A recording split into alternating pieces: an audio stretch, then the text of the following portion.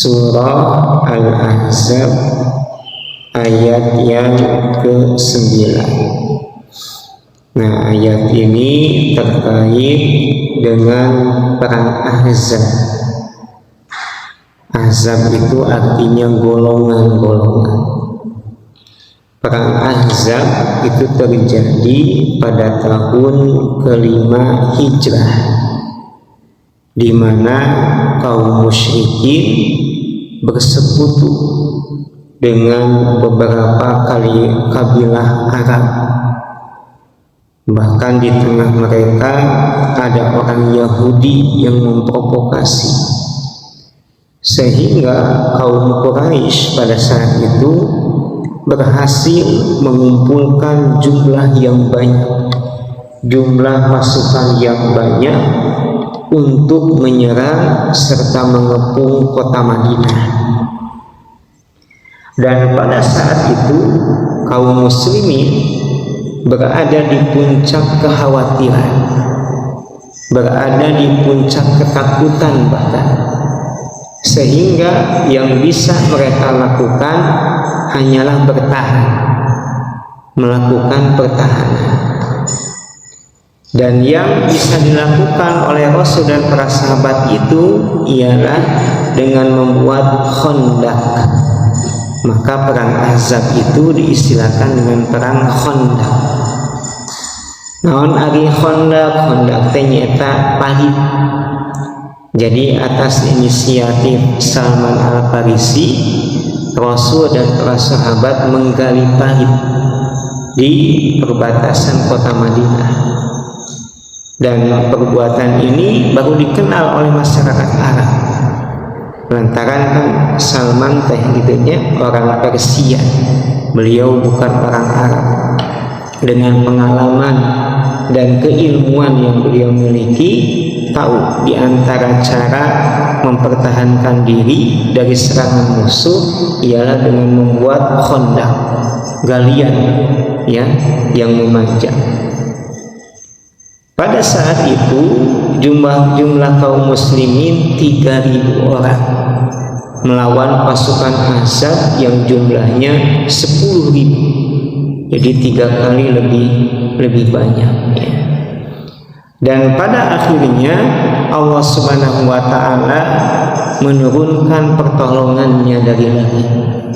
Allah menurunkan bala tentaranya, yaitu dengan mengirimkan angin yang sangat kencang, sehingga memporak-porandakan tenda-tenda yang mereka bangun. Jantan perang Ahzab mah teu aya kontak langsung secara fisik. Mungkin yang ada hanyalah saling lempar panah gitu, tapi kontak langsung tidak ada. Pada saat itu Allah Subhanahu wa Ta'ala menanamkan rasa takut di dalam hati kaum musyrikin. Jadi ditanamkan rasa takut, kemudian ditiupkan angin kencang kepada mereka, sehingga pasukan mereka pun pada berpencar, dan akhirnya mereka pulang kembali ke kampung halaman. Serta alhamdulillah berkat karunia serta pertolongan Allah, Madinah terjaga keamanannya, kaum muslimin selamat. Dan ini hakikatnya ialah kemenangan yang Allah turunkan. Nah, serta ini bagian dari sunatullah jemaah sekalian, bagian dari sunatullah ketika tentara Allah yang ada di bumi sudah tidak mampu mempertahankan agamanya, mempertahankan keislamannya, maka Allah akan menurunkan tentara dari langit, seperti hanya yang terjadi pada perang Badar ya. Nah, coba kita lihat jemaah sekalian ayatnya, yaitu ayat yang ke-9, di mana Allah Subhanahu wa Ta'ala berfirman, ya ayyuhalladzina amanu, wahai orang-orang yang beriman. Nah, ini seruan kasih sayang dari Allah. Wahai orang-orang yang beriman, ingatlah oleh kalian ni'matallahi alaikum, nikmat yang telah Allah berikan atas kalian. Jadi mengingat nikmat itu jemaah sekalian bisa menghantarkan kita kepada kesyukuran, ya, bisa menghantarkan kita kepada ketaatan, bisa menghantarkan kita kepada taubat kepada Allah, taubat kepada Allah. Nah, diantaranya dengan mengingat nikmat. Jantan aya kalana jami muhasabah teh henteu ngemut kana dosa wae gitu. Aya kalana yang diingat itu ya kenikmatan yang Allah berikan. Bagaimana Allah Subhanahu wa taala memberikan rezeki kepada kita semenjak kita lahir kemudian sampai dewasa seperti ini. Bagaimana Allah Subhanahu wa taala memberikan kenikmatan dengan diberikannya pasangan, anak-anak. Bagaimana Allah Subhanahu wa taala memberikan kenikmatan kepada kita dengan diberikannya kendaraan, tempat tinggal, pakaian. Dan mungkin tidak semua orang merasakan kenikmatan sebagaimana yang kita alami saat ini. Maka dengan muhasabah diri terkait dengan kenikmatan yang kita rasakan, ini bisa menghantar kepada kesyukuran. Uzkuru nikmatallahi, ingatlah nikmat yang Allah berikan kepada kalian. Apa nikmat yang Allah berikan kepada orang beriman? Irja'at junudun, ketika datang kepada kalian junud. Junud artinya bala tentara atau pasukan, jamak dari jundun, ya. Nah, artinya jundun itu tentara, ya. Jundullah artinya tentara Allah. Kalau Hizbullah artinya tentara Allah juga. Nah, tapi Hizbullah biasanya diartikan juga dengan kelompok orang yang membela agama Allah, ya. Hizbullah, Jundullah, gitu. Nah, kalau dari segi bahasa memang junud itu biasanya diartikan dengan tentara atau pasukan. Entah itu pasukan dari kalangan orang kafir ataukah mereka yang beriman. Ada kalanya juga junud diartikan dengan tentara Allah yang tidak terlihat, sebagaimana dalam ayat ini, wa junudan lam tarauha. Oleh karenanya bisa dikatakan bahwa malaikat itu tentara Allah. Malaikat tentara Allah, di samping manusia juga dikatakan dengan tentara Allah. Junudun fa'arsalna, maka kami mengutus alaihim kepada mereka rihan, angin, ya. Angin yang dimaksud ialah angin yang Allah turunkan untuk menghancurkan barisan kaum musyrikin. Nah, angin yang membawa kenikmatan bagi kaum muslimin itu diistilahkan dengan angin soba. Dalam hadis Rasul bersabda, nusirtu bis soba wa uhlikat adun biddabur. Aku diberikan pertolongan oleh Allah dengan as-soba, angin, ya. Dan kaum Ad dibinasakan oleh Allah dengan angin pula. Cuman angin yang membawa pertolongan itu diistilahkan dengan angin soba. Angin yang membawa kebinasaan bagi kaum kafir itu diistilahkan dengan angin dabur, ya. Sama-sama angin, sama-sama tentara Allah. Tapi yang satu Allah utus untuk menolong hambanya yang solih, hambanya yang beriman. Yang satu Allah kirim untuk membinasakan mereka yang kufur. Wa kana Allahu bima ta'maluna basira. ya, dan Allah Subhanahu wa taala Maha mengetahui, Maha melihat apa yang kalian lakukan. Nah, ada dua qiraat cara baca terkait dengan akhir ayat ini jemaah sekalian. Sebagian qiraat membaca wa kana Allahu bima ya'maluna, bukan ta'maluna. Kalau dalam ayat ini ta'maluna. Kalau seseorang membaca wa kana Allahu bima ya'maluna, maka kata ganti ini kembali kepada pasukan kaum musyrikin, yaitu mereka yang kufur, sehingga diterjemahkan dan Allah Subhanahu wa taala Maha melihat apa yang mereka lakukan.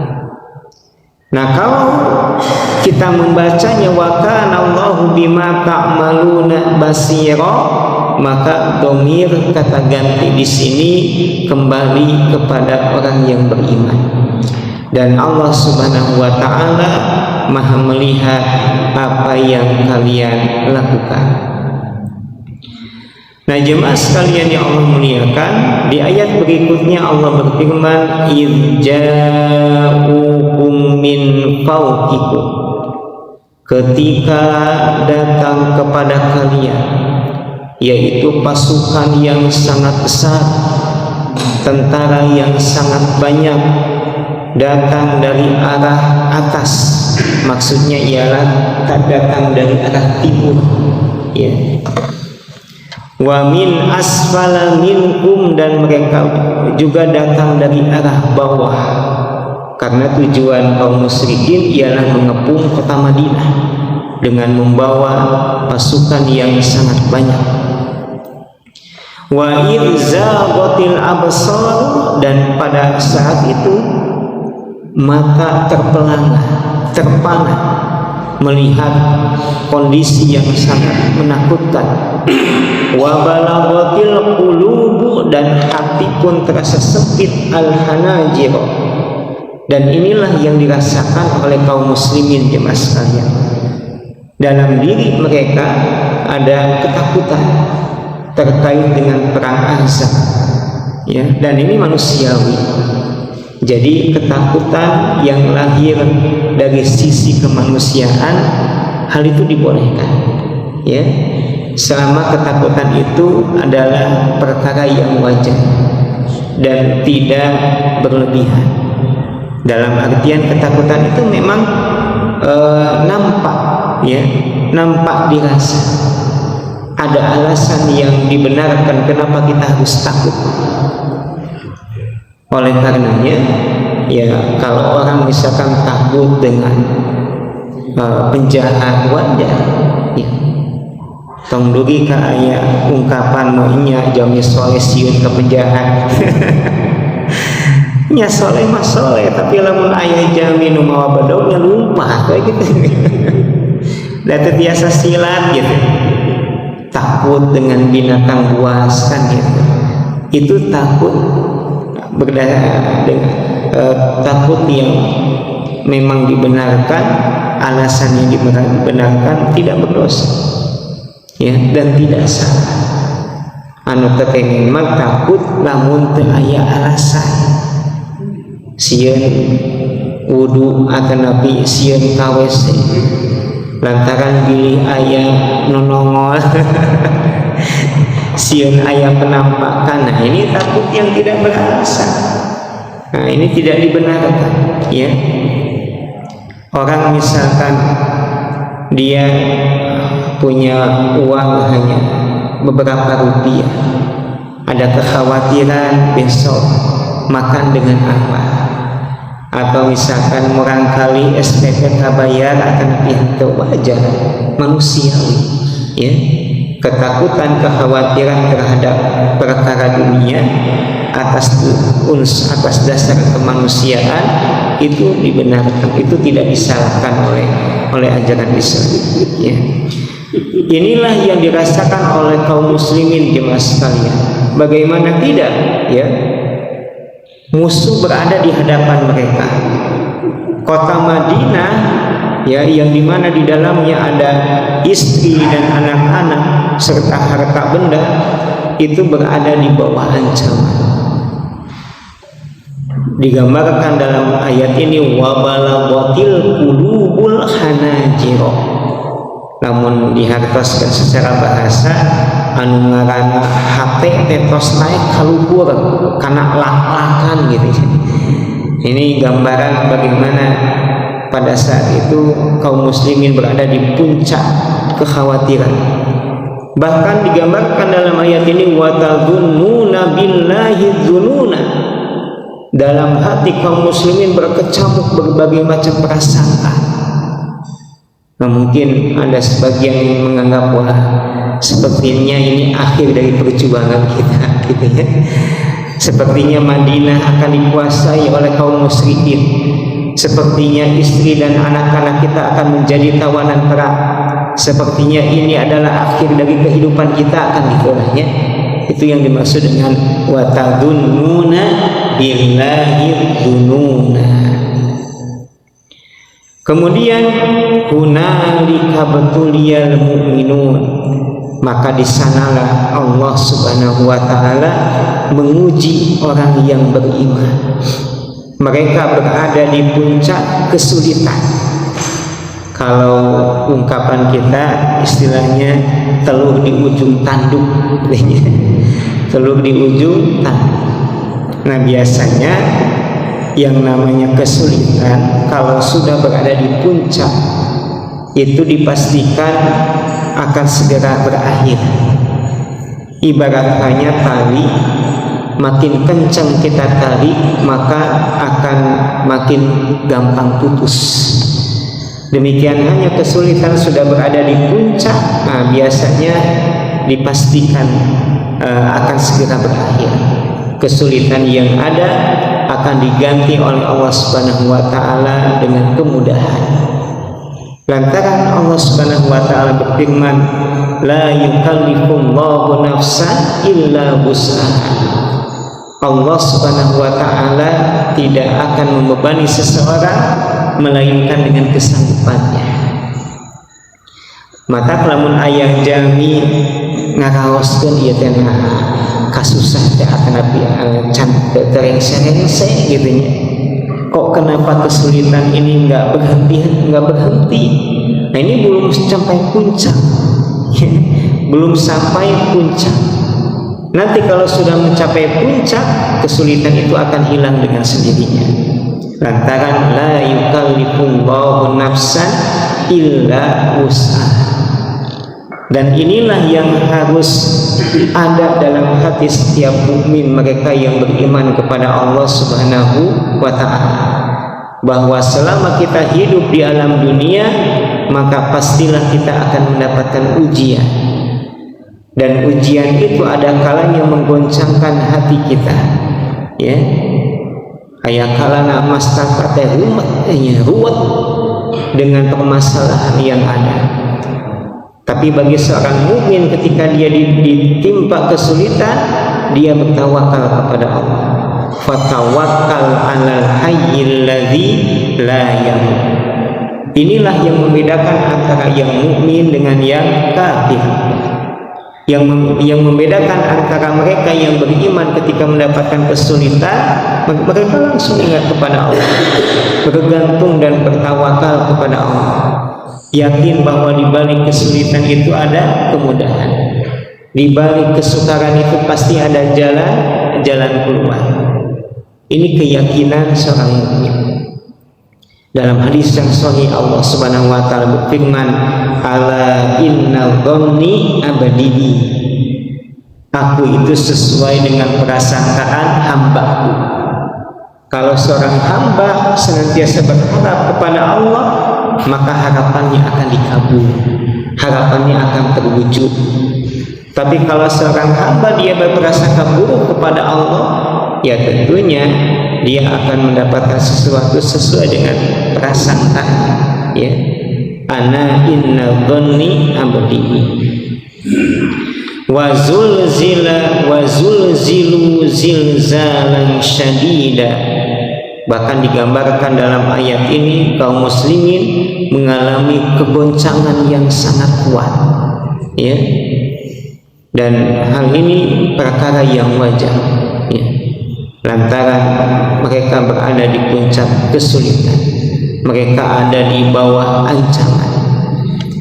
Kemudian di ayat berikutnya, jemaah sekalian, ayat yang ke-12, wa idh yaqul munafiquna, dan ketika orang munafik berkata, walladzina fi qulubihim maradun, dan di dalam hati dan mereka yang di dalam hatinya ada penyakit, ma wa'adanallahu wa rasuluhu illa ghurura, Allah dan Rasulnya tidak menjanjikan kepada kami illa ghurura, melainkan tipu daya.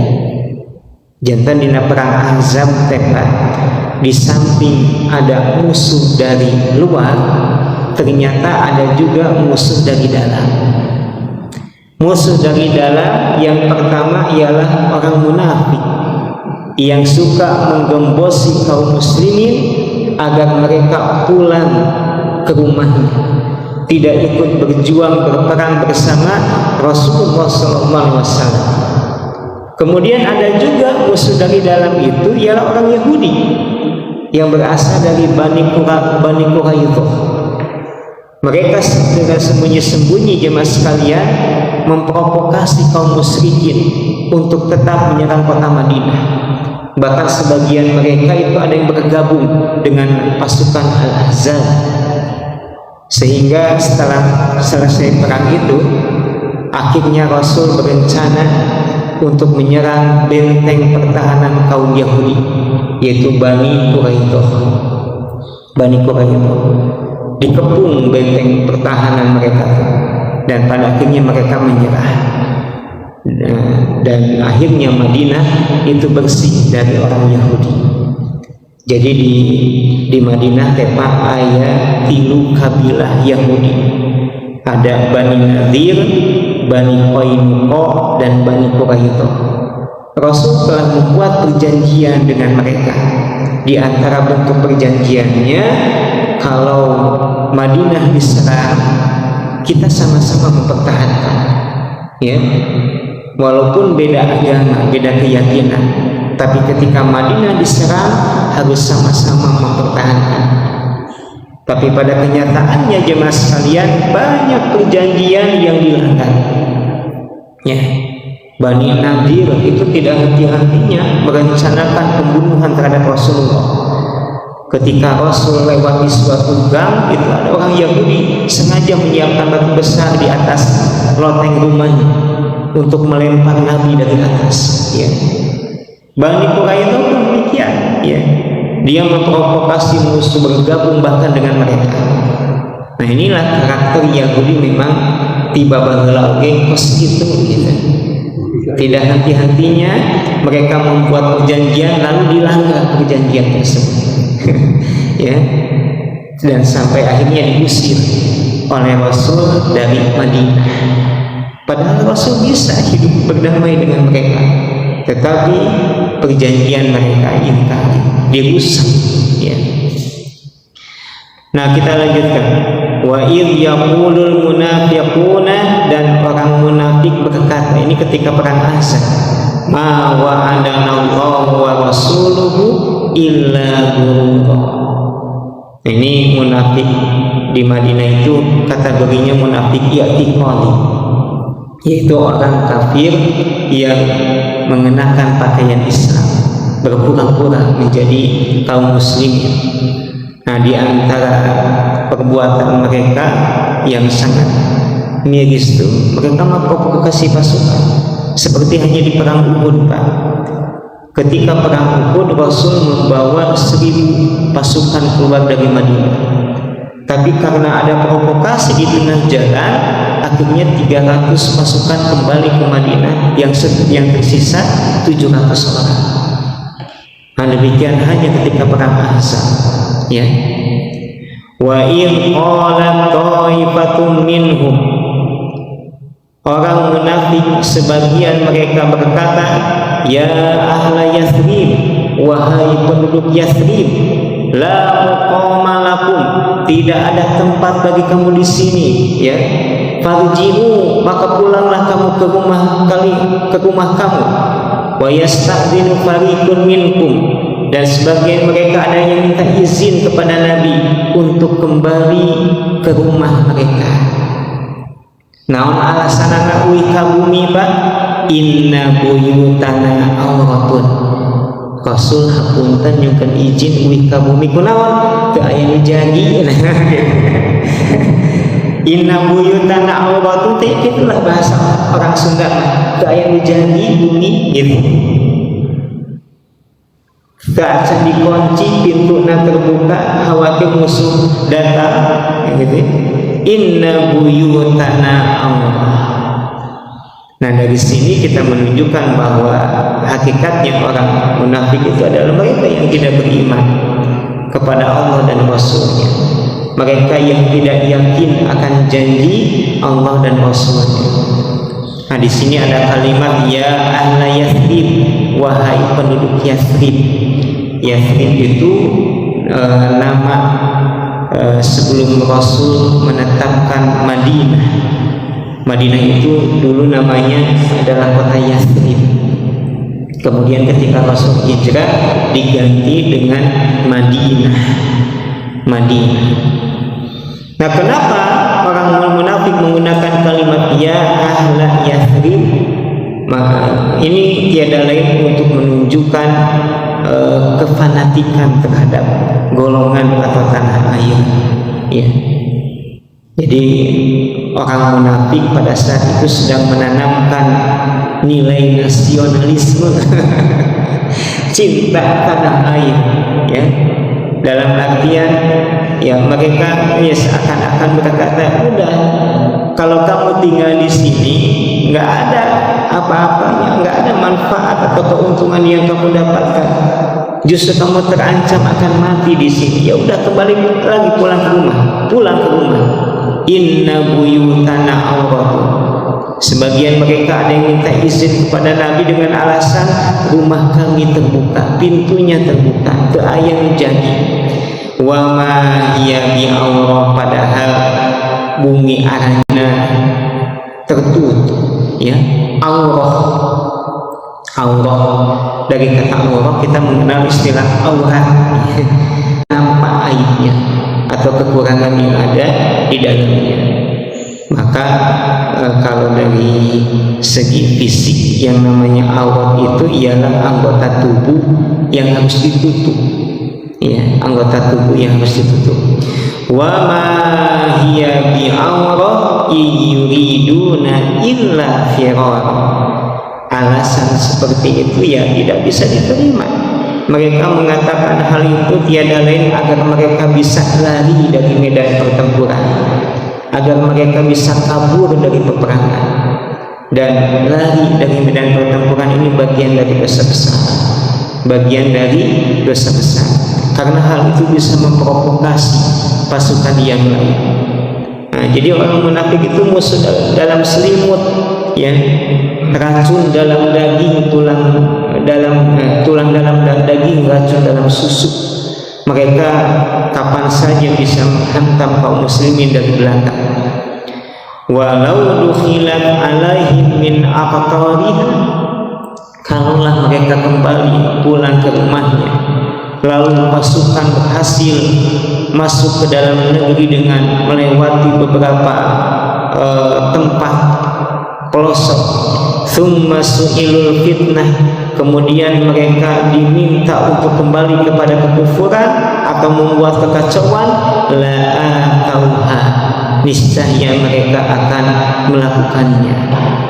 Nyata orang munafik maka ibarat hanya ranting yang rapuh. Sedikit saja angin bertiup, maka ranting ini akan patah. Orang munafik memang bawa anak kufur. Mereka merasa terpojokan itu karena menganggap diri mereka lemah, nggak bisa apa-apa. Tapi ketika ada kekuatan, ketika ada kesempatan, maka mereka pun akan berusaha menyerang Islam dan kaum muslimin, ya. Nah, al-fitnah, fitnah dari segi bahasa artinya ujian. Tapi ayat kalana fitnah tadi ditujukan karena kekufuran atau perbuatan syirik. Sebagaimana Allah Subhanahu wa taala berfirman, al-fitnatu asyaddu minal qatl. Yang namanya fitnah itu lebih berat ketimbang pembunuhan. Yang dimaksud dengan fitnah dalam ayat tersebut ialah asyirku billah, syirik kepada Allah. Walaupun dari segi bahasa fitnah itu jemaah sekalian artinya emas yang dibakar berkali-kali, ya, agar seseorang bisa mengetahui nilai dari suatu perhiasan itu dibakar dengan api. Makin lama pembakaran maka makin ketinggali mana kotoran, mana asli perhiasan, ya. Nah, itu asalnya fitnah di sana. Al fitnah la tauba wa ma talabathu biha illa yasira wa laqad kanu ahadullah, dan sungguh sebelumnya mereka yaitu orang munafik pernah berjanji kepada Allah, la yuwallunal adbar, bahwasanya mereka tidak akan kabur dari medan peperangan, tidak akan mundur. Wa kana ahdullahi mas'ulan, kalau mereka berjanji kemudian ingkar, tapi janji Allah tentunya akan terwujud. Allah Subhanahu wa taala tidak akan pernah menyalahi janjinya. Apa janji Allah terhadap orang yang beriman? Yaitu Allah akan memasukkan mereka ke dalam surga dan menjauhkan mereka dari api neraka. Nah, terkait dengan jihad, Allah Subhanahu wa taala berfirman, innallaha ashtara minal mu'minin, sesungguhnya Allah Subhanahu wa taala membeli orang-orang mukmin bil jannah, dengan surga.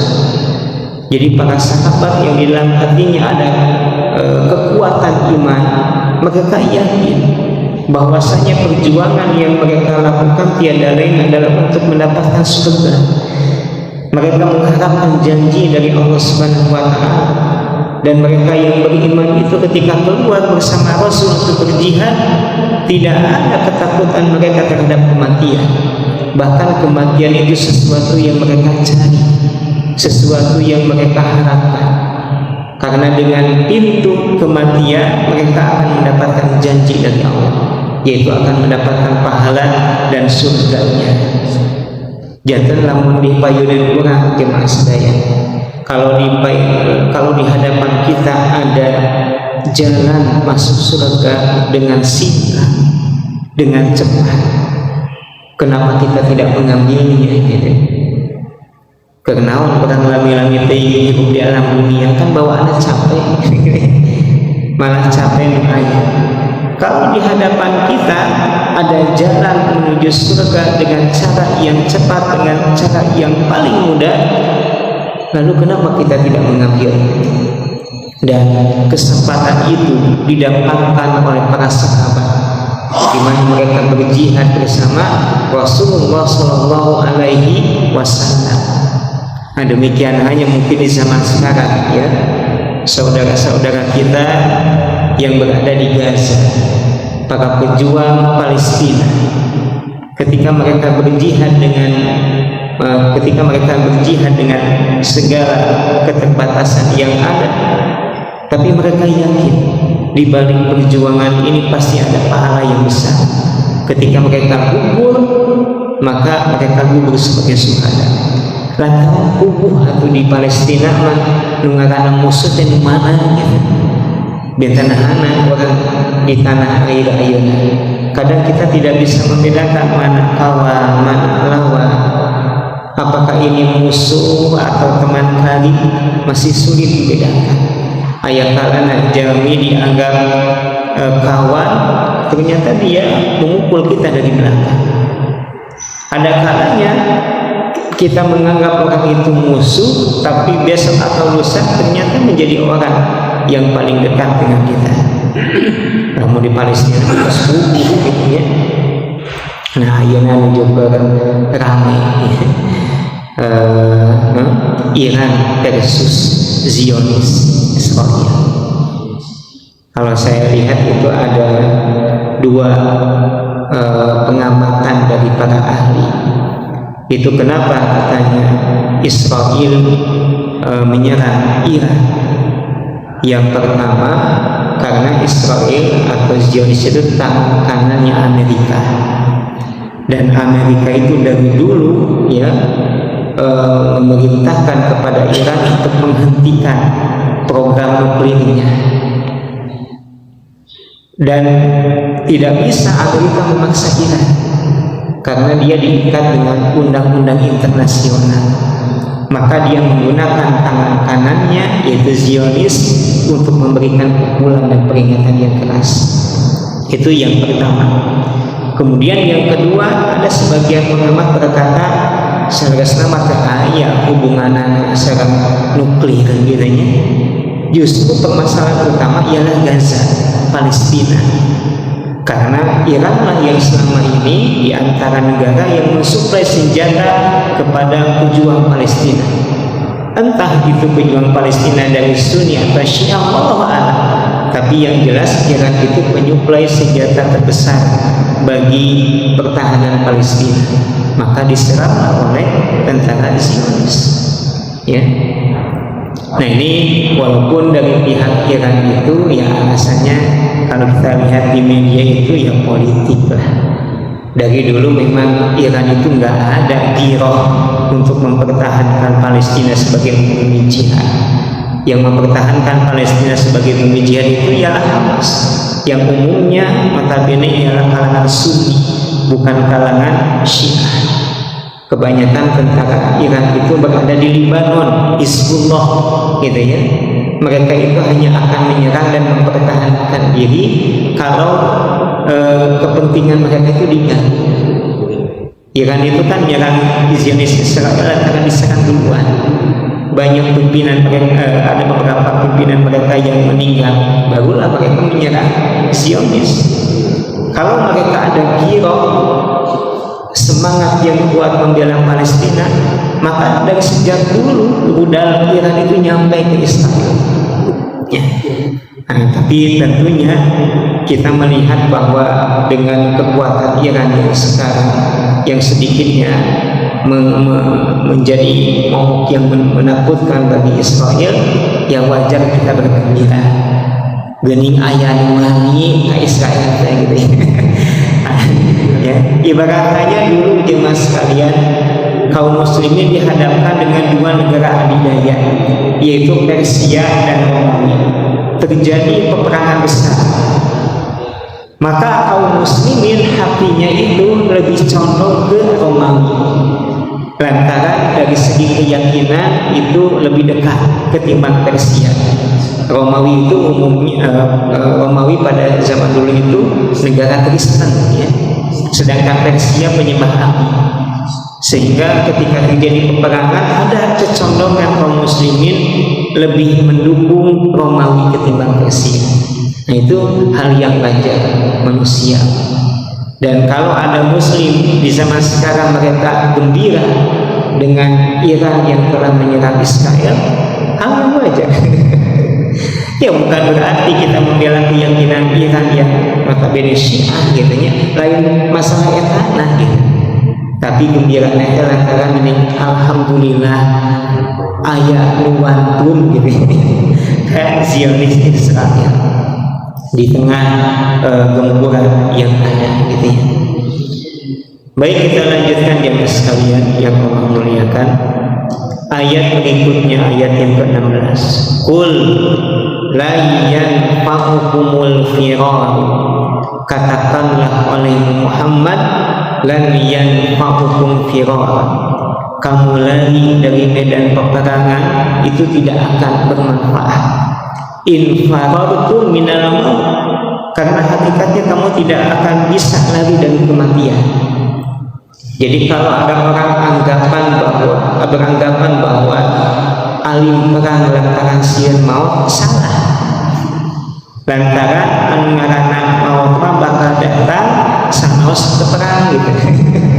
Ya, berapa banyak orang selama hidupnya mengabdikan diri untuk negara, membela negara, berjihad melawan penjajah, tapi kenyataannya mereka meninggal di pembaringan, meninggal di kasur atau tempat tidurnya. Jantan lepat namun ayah jalmi alim perang kedah simam gitu, lantaran mengarana maut mah bakal dongkap kajami sanaos untuk perang. Nah ayana kalau misalkan kalau ada sebuah dari Rasul kepada kaum muslimin untuk berperang atau berjihad, mana yang kita ambil? Apakah kita berdiam di rumah saja dengan menunggu kematian yang akan datang? Atau kita ikut berjihad berperang bersama Rasulullah? Dan kematian itu belum tentu hadir di hadapan kita. Berapa banyak pasukan kaum muslimin yang selama bertahun-tahun berjihad bersama Rasul, tapi mereka tidak mendapatkan pahala syahid, dalam artian tidak gugur di medan peperangan. Karena yang namanya kematian itu pasti datang, walaupun orang tidak berada di medan peperangan. Awil qatla wa idza la tumatta'una illa qalila. Kalaulah kalian tidak ikut perang dengan diam di rumah saja, maka kalian hanya akan mendapatkan kesenangan illa qalila, kesenangan yang sedikit. Ya, kesenangan yang sedikit. Qul man dzalladzi ya'simukum minallah in arada bikum su'an. Katakanlah oleh Muhammad, siapa yang akan menjaga kalian in arada bikum su'an, jika Allah menghendaki keburukan, au arada bikum rahmatan, atau menghendaki turunnya rahmat kepada kalian. Wala yajiduna lahum min dunillahi waliyan wala nasira, dan mereka tidak mendapati selain Allah waliyan, pelindung, wala nasira, serta penolong. Baik jemaah sekalian yang Allah muliakan, untuk sementara kita sampai ayat yang ke-17 tadi. Insya Allah kita akan lanjutkan di pertemuan yang akan datang, ayat ke-18. Perang Ahzab itu terjadi tahun Hijriah berapa ya? Tahun ke-5. Nah, di sini Abu Sufyan masih orang kafir ya? Iya, Abu Sufyan itu masuk ketika Fathu Mekah tahun ke-8 ya, atau ke-9. Ini masih bergabung dengan kaum musyrikin. Demikian kajian kita tutup pada majlis. Subhanallahumma wa bihamdika asyhadu an la ilaha illa anta astaghfiruka wa atubu ilaik.